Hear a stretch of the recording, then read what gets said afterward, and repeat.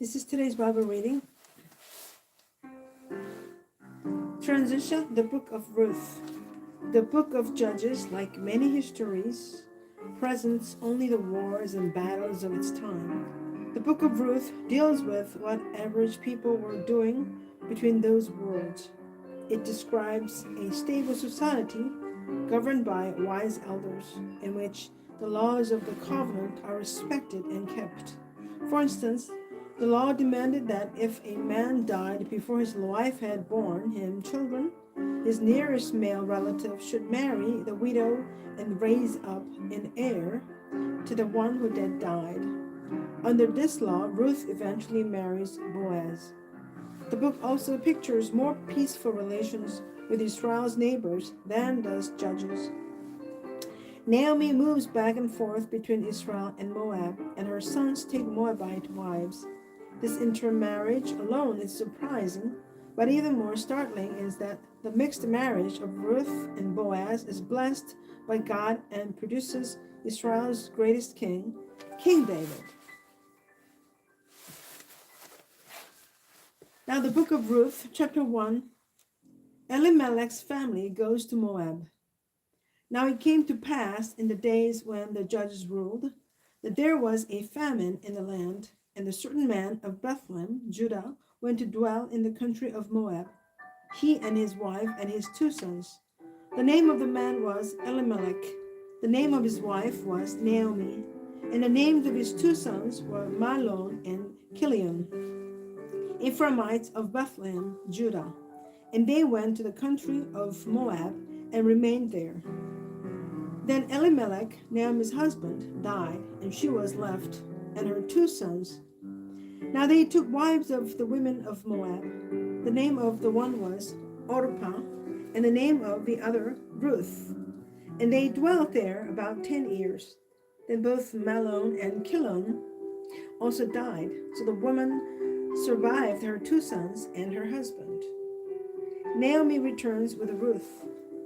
Then she arose with her daughter-in-law that she might return from the country of Moab. For she had heard in the country of Moab that the Lord had visited his people by giving them bread. Therefore she went out from the place where she was, and her 2 daughters-in-law with her, and they went on the way to return to the land of Judah. And Naomi said to her 2 daughters-in-law, "Go, return each to her mother's house. The Lord deal kindly with you, as you have dealt with the dead and with me. The Lord grant that you may find rest, each in the house of her husband."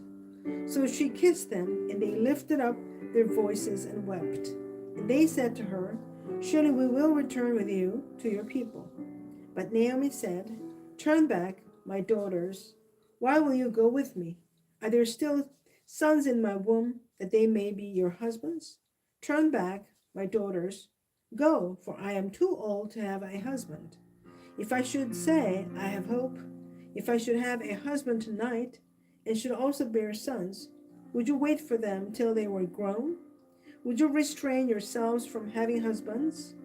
No, my daughters, for it grieves me very much for your sakes, that the hand of the Lord has gone out against me." Then they lifted up their voices and wept again, and Orpah kissed her mother-in-law, but Ruth clung to her. And she said, "Look, your sister-in-law has gone back to her people and to her gods. Return after your sister-in-law." But Ruth said, "Entreat me not to leave you, or to turn back from following after you. For wherever you go, I will go, and wherever you lodge, I will lodge. Your people shall be my people, and your God my God. Where you die, I will die, and there will I be buried. The Lord do so to me, and more also, if anything but death parts you and me." When she saw that she was determined to go with her, she stopped speaking to her. Now the 2 of them went until they came to Bethlehem. And it happened, when they had come to Bethlehem, that all the city was excited because of them. And the women said, "Is this Naomi?" But she said to them, "Do not call me Naomi, call me Mara, for the Almighty has dealt very bitterly with me. I went out full, and the Lord has brought me home again empty. Why do you call me Naomi? Since the Lord has testified against me, and the Almighty has afflicted me. So Naomi returned, and Ruth the Moabite, her daughter-in-law, with her, who returned from the country of Moab. Now they came to Bethlehem at the beginning of barley harvest.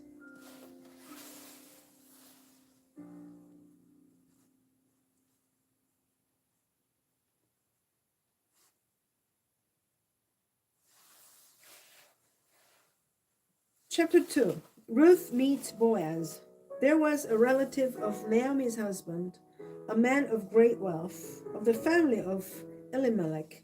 His name was Boaz. So Ruth the Moabite said to Naomi, Please let me go to the field and glean heads of grain after him, in whose sight I may find favor. And she said to her, Go, my daughter. Then she left and went and gleaned in the field after the reapers. And she happened to come to the part of the field belonging to Boaz, who was of the family of Elimelech. Now behold, Boaz came from Bethlehem and said to the reapers, The Lord be with you. And they answered him, The Lord bless you. Then Boaz said to his servant, who was in charge of the reapers, Whose young woman is this?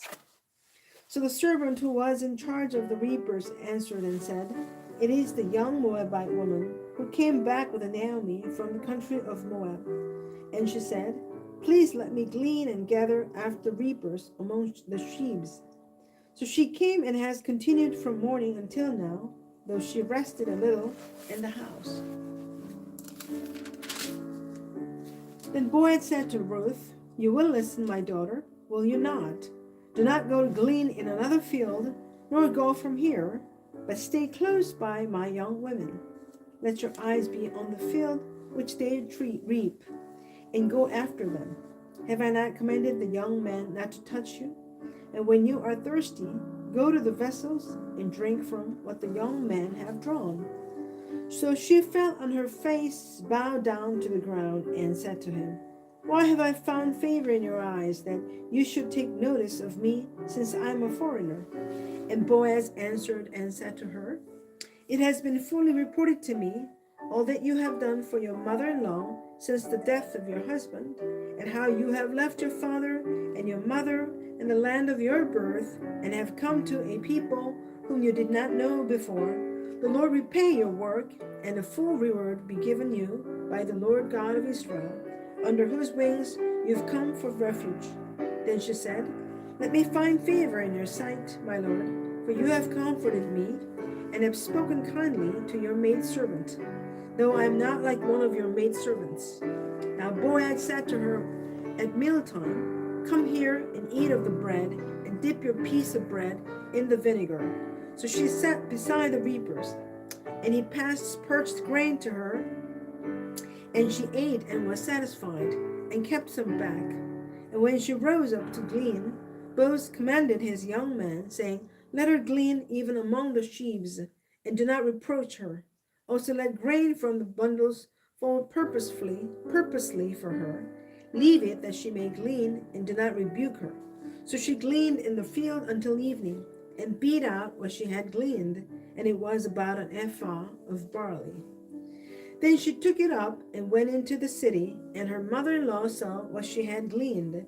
So she brought out and gave to her what she had kept back after she had been satisfied. And her mother-in-law said to her, Where have you gleaned today? And where did you work? Blessed be the one who took notice of you. So she told her mother-in-law with whom she had worked, and said, The man's name with whom I work today is Boaz. Then Naomi said to her daughter-in-law, Blessed be he of the Lord, who has not forsaken his kindness to the living and the dead. And Naomi said to her, This man is a relation of ours, one of our close relatives. Ruth the Moabite said, He also said to me, You shall stay close by my young men until they have finished all my harvest. And Naomi said to Ruth, her daughter-in-law, It is good, my daughter, that you go out with his young women, and that people do not meet you in any other field. So she stayed close by the young woman of Boaz to glean until the end of barley harvest and wheat harvest, and she dwelt with her mother-in-law. Naomi's close relative, Ruth 2:20. Naomi recognizes God's kindness in the person of Boaz, who is one of her close relatives. The Hebrew word goel, translated close relative, means to redeem. Such relatives were redeemers because they had a legal obligation under the law of Moses to redeem or buy back the property of destitute relatives from foreclosure. The close relative could redeem various types of obligations through a monetary payment. Individuals could reclaim their land or house.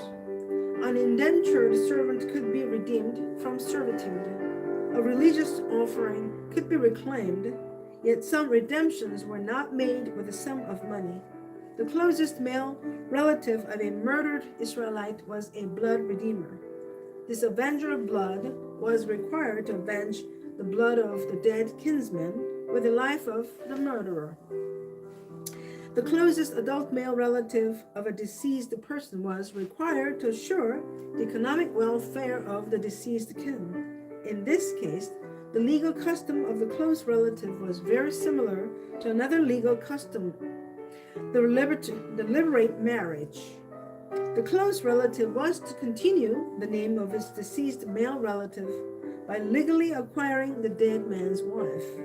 The children of the new union then inherited the property of the deceased, the former husband.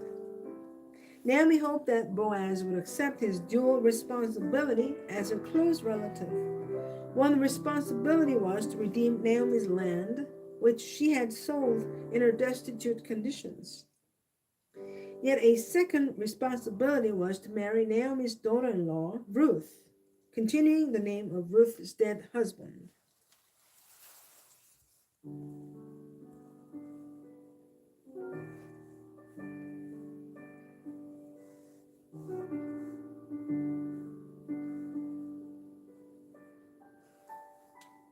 Now, chapter 3, Ruth's redemption assured. Then Naomi, her mother-in-law, said to her, "My daughter, shall I not seek security for you, that it may be well with you? Now Boaz, whose young women you were with, is he not our relative? In fact, he is winnowing barley tonight at the threshing floor. Therefore, wash yourself and anoint yourself, put on your best garment, and go down to the threshing floor. But do not make yourself known to the man until he has finished eating and drinking. Then it shall be, when he lies down, that you shall notice the place where he lies, and you shall go in, uncover his feet, and lie down, and he will tell you what you should do." And she said to her, "All that you say to me, I will do." So she went down to the threshing floor and did according to all that her mother-in-law instructed her. And after Boaz had eaten and drunk, and his heart was cheerful, he went to lie down at the end of the heap of grain, and she came softly, uncovered his feet, and lay down. Now it happened at midnight that the man was startled and turned himself, and there a woman was lying at his feet. And he said, "Who are you?" So she answered, "I am Ruth, your maidservant. Take your maidservant under your wing, for you are a close relative." Then he said, "Blessed are you of the Lord, my daughter, for you have shown more kindness at the end than at the beginning, in that you did not go after young men, whether poor or rich. And now, my daughter, do not fear. I will do for you all that you request, for all the people of my town know that you are a virtuous woman. Now it is true that I am a close relative. However, there is a relative closer than I. Stay this night, and in the morning it shall be that if he will perform the duty of a close relative for you, good. Let him do it. But if he does not want to perform the duty for you, then I will perform the duty for you. As the Lord lives, lie down until morning." So she lay at his feet until morning, and she arose before one could recognize another. Then he said, "Do not let it be known that the woman came to the threshing floor." Also he said, "Bring the shawl that is on you and hold it." And when she held it, he measured 6 ephahs of barley and laid it on her. Then she went into the city. When she came to her mother-in-law, she said, "Is that you, my daughter?" Then she told her all that the man had done for her. And she said, "These 6 ephahs of barley he gave me, for he said to me, 'Do not go empty-handed to your mother-in-law.'" Then she said, "Sit still, my daughter, until you know how the matter will turn out, for the man will not rest until he has concluded the matter this day." Amen. This is the end of the Bible reading today. Thanks for joining me. Have a great day. God bless you. And see you tomorrow again.